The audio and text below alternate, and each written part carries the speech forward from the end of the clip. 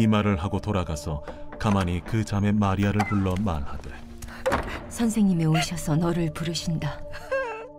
마리아가 이 말을 듣고 급히 일어나 예수께 나아가매 예수는 아직 마을로 들어오지 아니하시고 마르다가 맞이했던 곳에 그대로 계시더라. 마리아와 함께 집에 있어 위로하던 유대인들은 그가 급히 일어나 나가는 것을 보고 곡하러 무덤에 가는 줄로 생각하고 따라가더니 마리아가 예수 계신 곳에 가서 배웠고 그 발 앞에 엎드려 이르되, 주께서 여기 계셨더라면 내 오라버니가 죽지 아니하였겠나이다.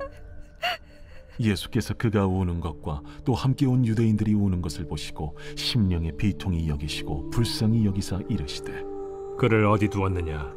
주여, 와서 보옵소서. 하니 예수께서 눈물을 흘리시더라. 이에 유대인들이 말하되, 보라, 그를 얼마나 사랑하셨는가. 맹인의 눈을 뜨게 한 이 사람이 그 사람은 죽지 않게 할 수 없었더냐.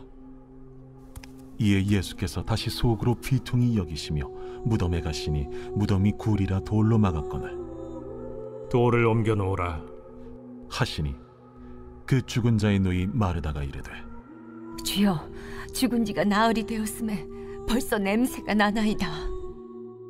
내 말이 네가 믿으면 하나님의 영광을 보리라 하지 아니하였느냐? 하시니 돌을 옮겨 놓으니 예수께서 눈을 들어 우러러보시고 이르시되, 아버지여, 내 말을 들으신 것을 감사하나이다. 항상 내 말을 들으시는 줄을 내가 알았나이다. 그러나 이 말씀 하옵는 것은 둘러선 무리를 위함이니 곧 아버지께서 나를 보내신 것을 그들로 믿게 하려 함이니이다. 이 말씀을 하시고 큰 소리로 나사로야, 나오라 부르시니 죽은 자가 수족을 배로 동인 채로 나오는데 그 얼굴은 수건에 쌓였더라. 풀어놓아 다니게 하라. 사랑하는 크리스찬 여러분, 좋은 아침입니다. 3월 5일 매일 말씀 나누도록 하겠습니다. 오늘 본문은 어제 본문에 이어서 11장 28절부터 44절까지입니다. 어제 본문에서는 나사로가 죽은 지 4일째 되는 날에 예수님과 제자들이 이제 도착을 했습니다. 마중 나온 마르다는 예수님과 대화를 나눴는데, 마르다는 예수님이 계셨더라면 오라버니가 죽지 않았을 것이라며 아쉬움을 토로했고 또 엄청난 믿음의 고백을 했습니다. 그런데 내 오라비가 다시 살아나리라 라는 그 예수님의 말씀을 이해하지 못하고 그래서 마지막 날에 있을 부활로 생각을 했습니다. 다시 한 번 더 멋진 믿음의 고백을 했으나 내가 부활이요 생명이라는 예수님의 말씀을 이해하지는 못한 것 같았습니다. 여기까지가 어제 본문의 내용이었습니다. 마르다는 예수님을 향해서 그리스도이시며 하나님의 아들이신 줄을 믿는다라는 그 믿음의 고백만을 남긴 채 집으로 돌아가 동생 마리아를 예수님께로 보냈습니다. 동생 마리아는 예수님이 자신을 부르신다는 말을 듣고 이제 급히 일어나 예수님께로 달려갑니다. 예수님은 아직 이제 마을로 들어오시지 않으셨고 마르다와 대화를 나눴던 그 장소에 머물러 계셨습니다. 마리아와 함께 집에 있으면서 위로하던 그 유대인들, 많은 유대인들이 왔다고 어제 말씀드렸는데요. 그 유대인들은 이제 급하게 뛰어나가는 마리아의 모습을 보고 곡하러 무덤으로 가는 것으로 생각하여서 따라 나섰습니다. 그러니까 집에 있던 모든 조문객이 모두 무덤에 있는 그 곳으로, 무덤이 있는 곳으로 모이게 된 것이죠. 예수님을 본 마리아는 예수님의 발 앞에 엎드려서 언니 마르다가 했던 말, 주께서 여기 계셨더라면 내 오라버니가 죽지 아니하였겠나이다 라고 똑같이 말을 합니다. 언니와는 상극인 줄 알았는데 이럴 때는 좀 통할 때도 있는 것 같습니다. 아무튼 그렇게 아쉬움을 토로하며 우니까 주변에 있던 유대인들도 함께 다 울었습니다. 그 모습을 바라보시는 예수님은 심령에 비통히 여기시고 또 불쌍히 여기셨습니다. 여기서 비통히 여기시고에 사용된 헬라어는 의분과 분노가 섞여 있는 의미라고 합니다. 예수님께서 왜 그렇게 분노하셨는지는 우리가 정확한 이유를 알 수는 없습니다. 마리아와 유대인들의 그 눈물에 대한 분노이신지, 아니면 생명의 주로서 사망에 대한 분노이신지, 그것도 아니면 또 다른 이유 때문에 그러셨던 것인지, 학자들마다 의견이 분분합니다. 일반적으로는 우리가 그 나사로의 죽음 앞에 그 믿음 없는 모습을 보이는 것에 대해서 분노하셨다라고 해석을 합니다. 아무튼 예수님은 비통히 여기시고 불쌍히 여기시며 나사로를 어디에 두었냐라고 물으셨습니다. 사람들은 예수님을 무덤으로 안내했고 예수님은 눈물을 흘리셨습니다. 이 눈물 역시 그들의 믿음 없음으로 인한 눈물인 것입니다. 하지만 유대인들은 예수님의 이 깊은 슬픔을 이제 피상적으로 이해합니다. 사랑하는 나사로가 죽었기 때문에 그 인간적인 그런 감정에 의해서 그렇게 슬퍼서 우신 것으로 생각한 것이죠. 유대인 중 어떤 사람은 또 맹인의 눈을 뜨게 한 이 사람이 나사로를 죽지 않게 할 수는 없었느냐라며 비꼬기도 했습니다. 이에 예수님은 다시 속으로 비통히 여기시며 무덤으로 가셨습니다. 모두 다 아시겠지만 이스라엘의 무덤은 우리나라의 무덤과는 다르게 생겼죠. 요즘은 우리나라도 이제 장례 문화가 많이 바뀌어서 이제 화장한 후에 납골을 안치하는 형식으로 많이 진행하지만, 예전에는 집안별로, 각 가문별로 선산이라는 곳이 있었죠. 그런 산이 있었습니다. 선산. 그래서 그 산에 올라가서 땅을 파고 이제 관을 묻었었습니다. 아무튼 이스라엘의 무덤은 우리와 전혀 다릅니다. 큰 바위에 굴을 파서 시신을 그 안에 안치하고 맷돌처럼 굴릴 수 있는 그 무거운 돌로 입구를 막았습니다.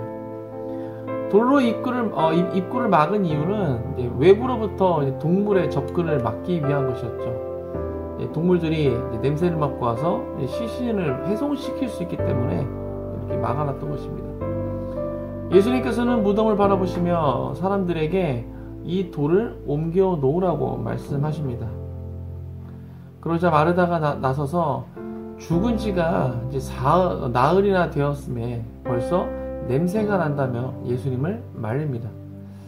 어제도 나눴듯이 마르다는 예수님이 부활이요 생명이다 라고 말씀하신 그 말의 의도를 전혀 이해하지 못했던 것 같습니다.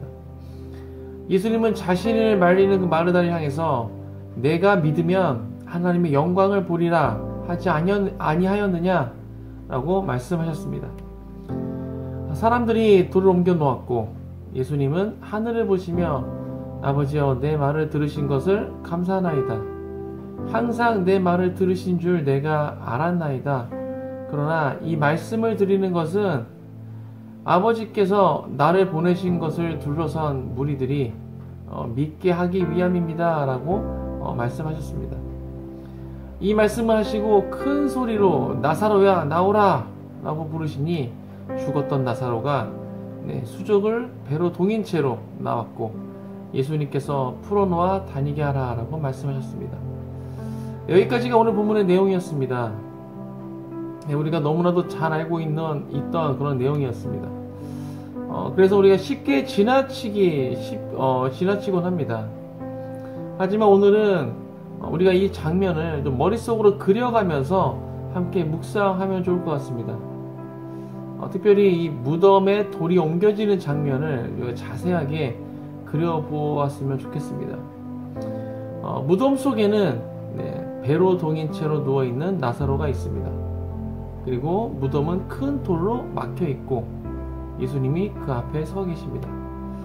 곁에는 마리아와 마르다가 있고 주변에는 조문왔던 유대인들이 둘러싸고 있습니다. 그리고 대부분의 사람들은 나사로의 죽음에 슬퍼하며 울고 있습니다. 이때 예수님께서 돌문을 옮겨 놓으라고 말씀하셨고 사람들이 그 돌문을 옮겨 놓았습니다. 그리고 예수님께서 큰 소리로 나사로야 나오라 라고 부르시니 나사로가 배에 동인 채로 나왔습니다. 머리끝부터 발끝까지 완전히 배로 동연했기 때문에 걸어서 나오지는 못했을 것입니다. 어떻게 나왔을까요? 누워 있었으니까 뭐 일어나지도 못하고 옆으로 굴러서 나왔을 수도 있고, 아니면 애벌레처럼 기어서 나왔을 수도 있습니다. 아니면 어떻게 해서든 일어서서 두 발이 동인 채로 콩콩 뛰어 나왔을 수도 있을 것 같습니다. 어떠신가요? 머릿속에 그 장면들이 잘 그려지시나요? 질문 하나 드리겠습니다. 과연 나사로는 언제 다시 살아났을까요? 나사로가 과연 언제 살아났을까요? 예수님께서 무덤 앞에 오시자마자 다시 살아났을까요? 아니면 하늘을 보시며 하나님께 감사 기도를 드렸을 때 다시 살아났을까요? 아니면 돌문을 옮겨놨을 때 다시 살아났을까요? 그것도 아니면 예수님께서 나사로야 나오라 라고 부르셨을 때 그때 다시 살아났을까요? 정답은 없습니다. 성경에 그 시점을 말해주고 성경에서 그 시점을 말해주고 있지는 않기 때문에 그 누구도 이때 다시 살아났다 라고 말할 수는 없습니다. 그런데 제가 예전에 섬겼던 그 선교단체 목사님께서 이런 말씀을 하셨습니다. 아마도 돌문이 옮겨졌을 때 나사로가 다시 살아났을 것이다. 왜 그렇게 말씀하셨는가 하면 다시 머릿속으로 그 장면을 그려보도록 하겠습니다. 무덤 속에 나사로가 누워있고 돌문이 무덤을 막고 있고 그 앞에 예수님이 서 계십니다. 그리고 이제 돌문이 옮겨집니다. 돌문이 옮겨진 후에 장면 어떻습니까? 나사로가 무덤에 누워있고 그 앞에는 예수님이 서 계십니다. 이제 제가 무슨 말씀을 드렸는지 눈치를 채셨나요? 나사로와 예수님 사이를 막고 있던 돌문이 사라지자 예수 그리스도의 빛이 나사로에게 비춰졌고 그 즉시 나사로가 다시 살아났다라는 것입니다. 이 말씀을 근거로 그 선교단체에서는 돌을 옮기는 기도라는 것이 있었습니다. 나와 예수님 사이를 막고 있는 그 돌을 옮기는 기도인 것입니다. 내 삶에 해결되지 않는 문제들, 이것이 해결되기 위해서는 예수님과 나 사이를 막고 있는 그 돌이 옮겨져야 한다라는 것입니다.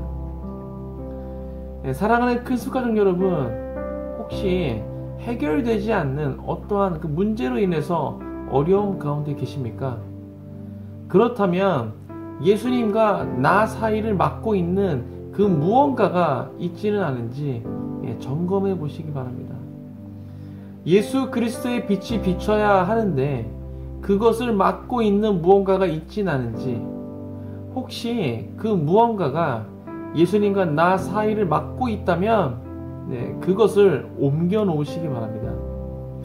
주변에 있는 많은 사람들이, 그 모든 사람들이 그것을 이미 끝난 문제라고 포기하라고 말하더라도 믿음을 놓지 마시기 바랍니다. 우리 주님께는 불가능한 것이 없는 줄 믿습니다. 오늘 예수님께서 말씀하십니다. 내가 믿으면 하나님의 영광을 보리라. 우리의 그 마음이 온전히 주님께 정렬되어질 때 우리는 세상의 한계를 초월하시는 하나님의 능력을 경험하게 될 것입니다. 오늘 하루도 이 말씀을 기억하시면서 예수님과 나 사이를 막고 있는 그 돌을 옮기시고 주님을 신뢰하심으로 하나님의 능력을 경험하시는 모든 큰숙가족 되시길 주님의 이름으로 축복합니다. 함께 기도하겠습니다. 하나님, 오늘 또 요한복음 함께 말씀 나눴습니다.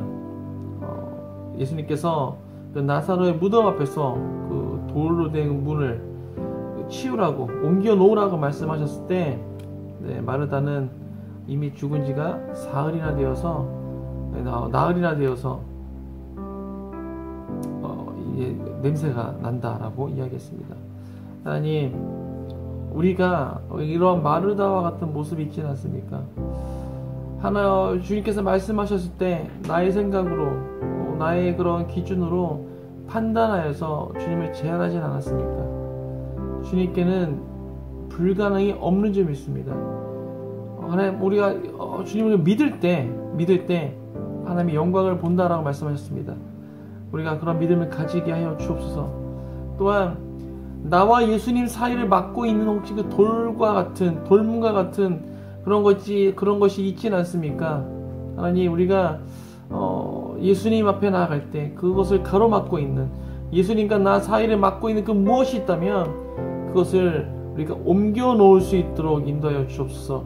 그것이 무엇인지를 발견하게 하시고, 그것을 발견했을 때 주님께 기도하며 그것을 옮겨 놓을 수 있도록, 그것을 주님과 나 사이의 것을 치워 놓을 수 있도록 아버지 주 인도해 주옵소서. 그렇게 주님과 내가 막힌 것 없이 온전히 정렬되어질 때 하나님의 영광을 볼 줄 믿습니다. 크신 하나님의 능력을 우리가 경험할 줄 믿습니다. 우리 가운데 그런 역사가 있도록, 그런 은혜가 임하도록 우리 가운데 역사하여 주옵소서. 감사합니다. 이 모든 말씀 예수님의 이름으로 기도했습니다. 아멘.